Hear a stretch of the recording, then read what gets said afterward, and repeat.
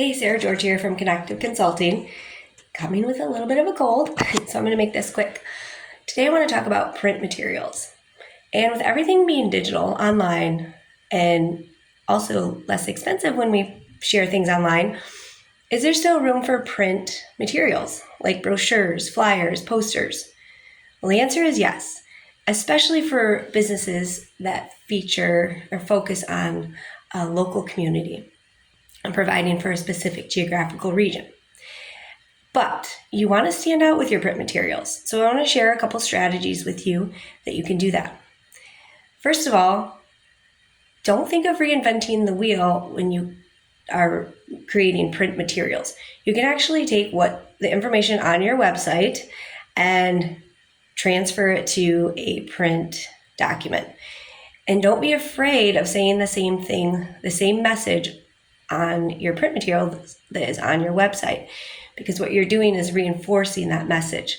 So you don't have to always create something brand new. Just take the copy, the language and material, and even the images that are already on your website and put them on something to print. Secondly, remember that you have limited space, especially in print. It's only so big. So you cannot say everything. In fact, you don't want to say everything because research shows that when you have information overload, clients actually disengage, or the reader disengages, which is the opposite of what we want our marketing materials to do. So be sure to only focus on what is the thing you want them to do. What is the call to action, whether it's sign up, buy, register, learn more, something to get them to take the next step. I have a friend who puts it perfectly. He says, design should intrigue, not fatigue.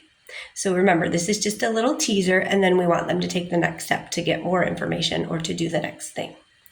And then finally, get creative with your print materials. There's all kinds of options of unique printing, whether it's instead of just a trifold brochure, you can get like a square booklet, something tiny, just different than people are used to seeing. Once I got it was like a spiral bound journal, and it was an annual report for a company.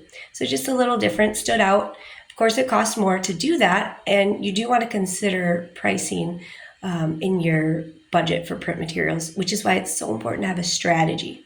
So think of, first of all, clarify your message so that it makes sense and it resonates. And then secondly, decide what you're going to print and then how and where you're going to distribute it. So those are important things to consider in your print materials. But they are effective and they can really make a difference in your marketing.